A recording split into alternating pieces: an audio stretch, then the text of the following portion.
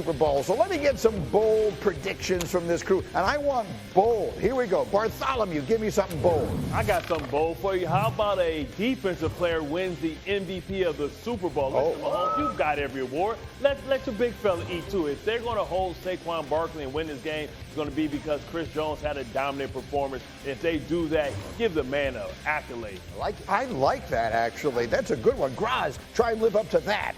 I'll try. DeAndre Hopkins catches the game-winning touchdown. Remember DeAndre Hopkins? He's on the Chiefs. You may not have known that from watching this year's playoffs, but he was their big deadline acquisition. At some point, I think he makes a contribution. Last year was Mecole Hardman. Could be anybody with the Chiefs. That's my prediction. DeAndre Hopkins reminds everybody who he plays for and has his Super Bowl moment. I like that. Last year, it was a player they acquired during the season. Maybe they do it again. Mike T, give me a bold prediction. Saquon Barkley is held to under 100 yards. Building on what Bart said, maybe it's Chris Jones' domination, but how about this, Greeny? Steve Spagnuolo has gone 18 consecutive postseason games as the Chiefs defensive coordinator, holding the opposition's best running back under 100 yards. I expect that to continue. That's as bold as it gets, and obviously an enormous factor in this game. Let's talk about Saquon for a moment. Yesterday on local Philadelphia radio, our Jason Kelsey, who knows that offense as well as it can be known, brought up how the Eagles' explosive addition on offense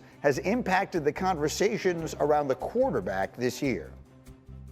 I think Jalen never gets enough credit for a lot of the things he does for this offense. And Saquon Barkley would not have the season he had without having Jalen Hurts as a quarterback. And that's a reality of it. And he never gets credit for that. And all of that goes to the offensive line and Saquon. Mm-hmm. The reality is, his threat as a runner, his threat as an RPO person, all of that stuff opens up so many other things.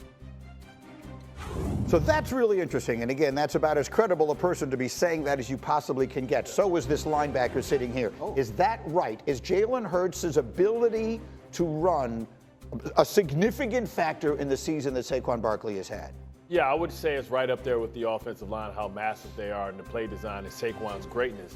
But, we see it in Baltimore as well with Lamar Jackson. When you have a quarterback that's a threat to keep the ball, it holds the backside defensive end and the backside linebacker. It forces offenses to play 11 on 11.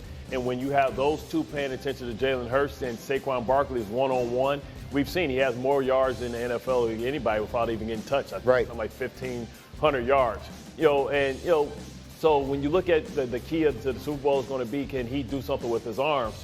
But right now, it's because the running game is so effective because of that threat. But, Greeny, the reality is this. In the playoffs, Jalen Hurts is averaging roughly about 8 rushing yards attempts per game. So to me, he's really playing better, throwing for the pocket to his credit, especially against Washington. So during the regular season, I agree with what Jason Kelsey said, but that has not been the trend in the playoffs. Yeah, but remember, he's come in the playoffs, coming back from the concussion, and then he had the knee.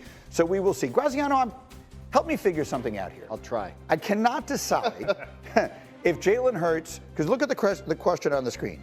Yeah. We don't usually ask that about a guy who has been the starting quarterback in the Super Bowl twice in a 3-year span. Mm-hmm. Is Jalen Hurts underappreciated? Is he overly criticized? I feel like there's a sentiment out there that he is, and I'm not sure I agree. The problem is, in the times in which we live, there's a sentiment out there that says everything, right? Like you can find a conversation happening online that says Jalen Hurts stinks, and you can find a conversation happening online that says Jalen Hurts is the greatest quarterback of all time. It's a matter of what you want to pay attention to. I think what is accurate about Jalen Hurts this season is that, yes, he's still the quarterback that can elevate his team, and he can have a game as a passer like he did in the NFC Championship game and deliver in a big moment.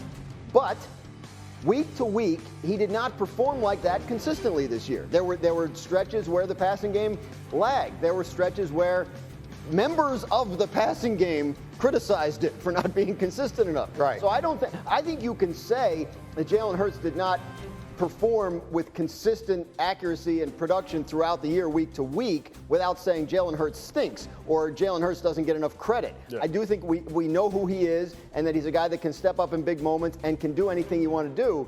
It's just, I think this year was not quite as consistently great as, say, 2022 was. Greeny, here's the juxtaposition. There's a lot of people out there that say wins is not a quarterback statistic. All Jalen Hurts does is win. Super Bowl in 2 of the last 3 years. To Graz's point, though, here's where I think you're getting the criticism. during the season, they only average 187 yards per game passing the ball, which is 29th in the league. And when we're talking about the fireworks of the Josh Allens, Lamars, and obviously the Mahomes, that's nowhere near where their production is.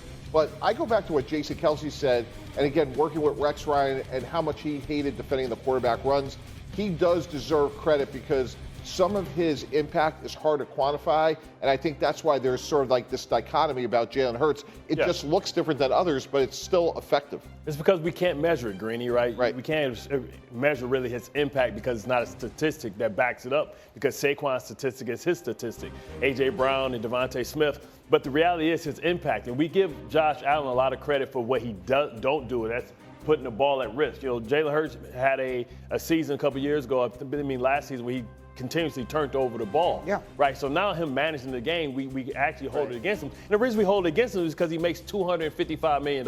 When you make that type of money, people want to be entertained every night. They want to see you perform at an MVP caliber level, but they don't need that for them to be effective and be able to win. The other thing is this Eagles, we talk about the Saquon Barkley and the offensive line, and like it all works together so well. It's such a great team in terms of how it's built and the number of different ways you can win. Like Patrick Mahomes will have a playoff stretch where he doesn't get to 200 yards passing. They win all the games. He gets benefit of the doubt because we've seen him hold up the Lombardi Trophy 3 times, right? We haven't seen that with Jalen yet. So, but I mean, you talk about, you know, there's not stats to back it up. He would say, well, we've been in the Super Bowl the 2 out of the last 3 years. Right. So that's a stat.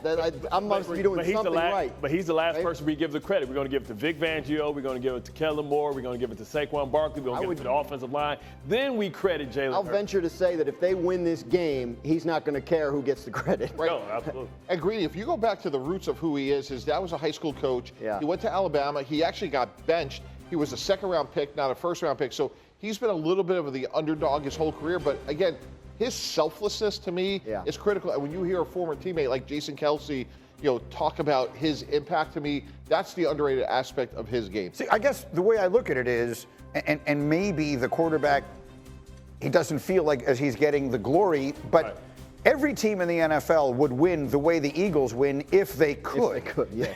There's nothing you can do more effective. The NFL in this day and age is about explosive plays on offense. That's the line you should underline. Not how many yards did you throw for. It's how many explosive plays does a team have. If you can get explosive plays in the running game, that's better than getting them in the passing game because there's almost no risk attached to it. So, like, they're doing what they're doing because they can, and everyone would do it if they could.